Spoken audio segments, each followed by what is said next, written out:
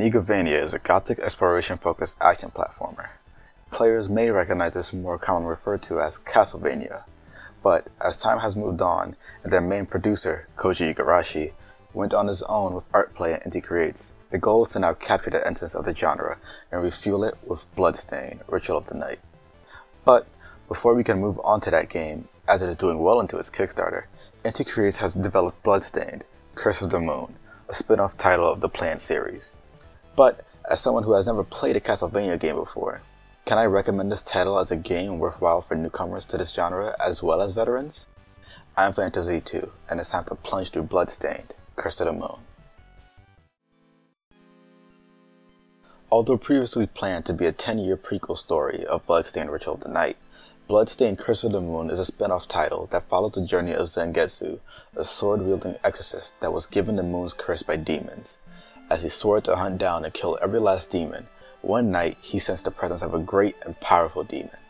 As he heads forward in his journey to hunt her down, he encounters several others he can turn into allies. Miriam, a shardbinder that can summon demons at will, Alfred, an alchemist, and Jabel, a shardbinder like Miriam that wishes to get revenge by killing demons.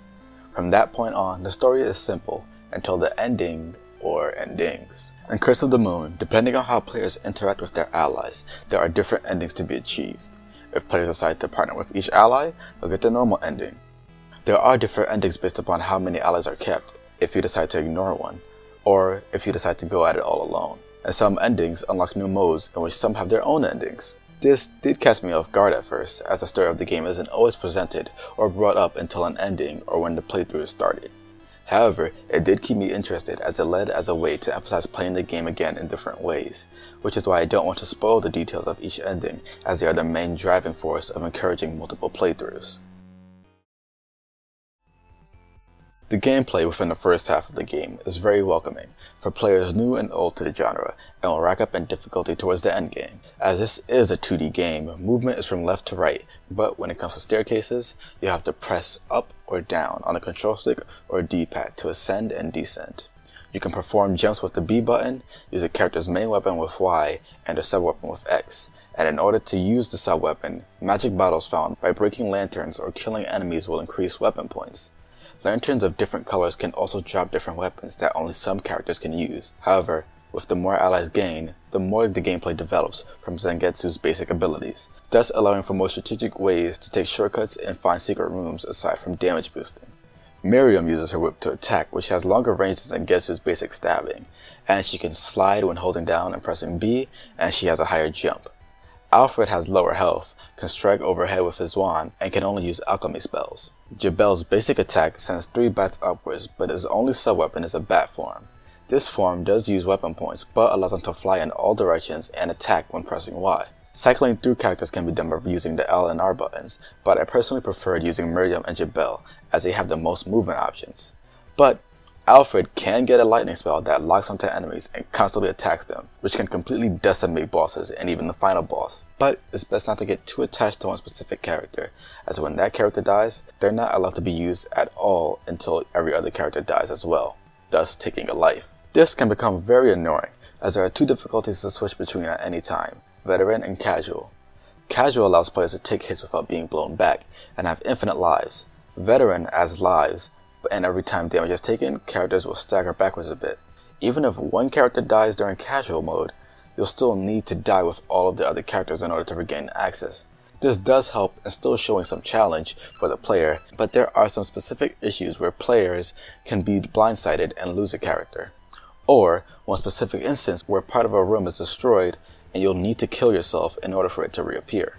There are an assortment of enemies to plunge weapons into, and there are 8 levels within the game, each supporting their own boss. Although the first 4 bosses are well designed, they aren't difficult.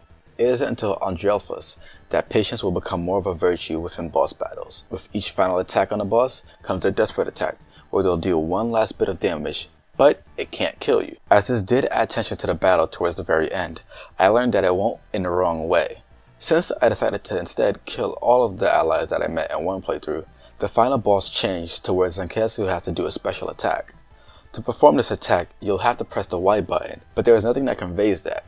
So when I thought her desperate attack glitched out, and I tried killing myself by constantly running into it, I didn't die, so I instead jumped off the cliff and had to kill myself. Turns out I didn't need to do that. Now, in relation to the endings, they also unlock special modes. Beating the game with all allies will unlock Nightmare mode, a playthrough of the normal run with just the allies, but with a 9th level and a new final boss. If all allies are killed, you'll unlock Boss Rush mode and Ultimate mode, a normal run of the game, but with Zangetsu keeping the special abilities he would have gained after killing his allies. If players ever feel like changing the ending they want to achieve, that's where the Curse of the Moon comes in. In pausing the game, players can activate the curse, which will allow them to essentially reset their progress and go back to a past level again to not only replay the stage, but change the choices that they've made. Seeing amazing pixel art or 8-bit styled art has always been mesmerizing to me, and Curse of the Moon takes full advantage of its art style. Settings of each level are well designed to give a horror and gothic atmosphere. The bosses are very unique in design, with Bathin being my personal favorite.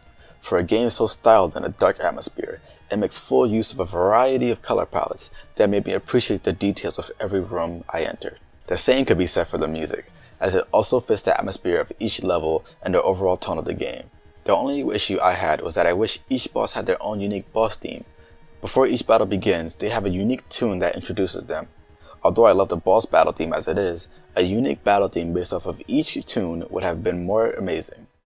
Bloodstained Curse of the Moon is an amazing 2D Igavania.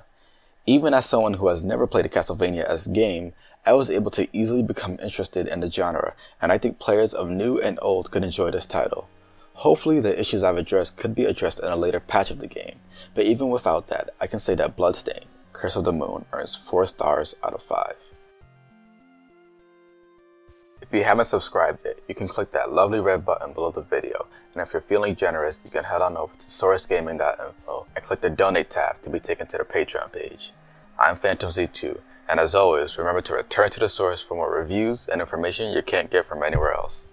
Thanks for watching.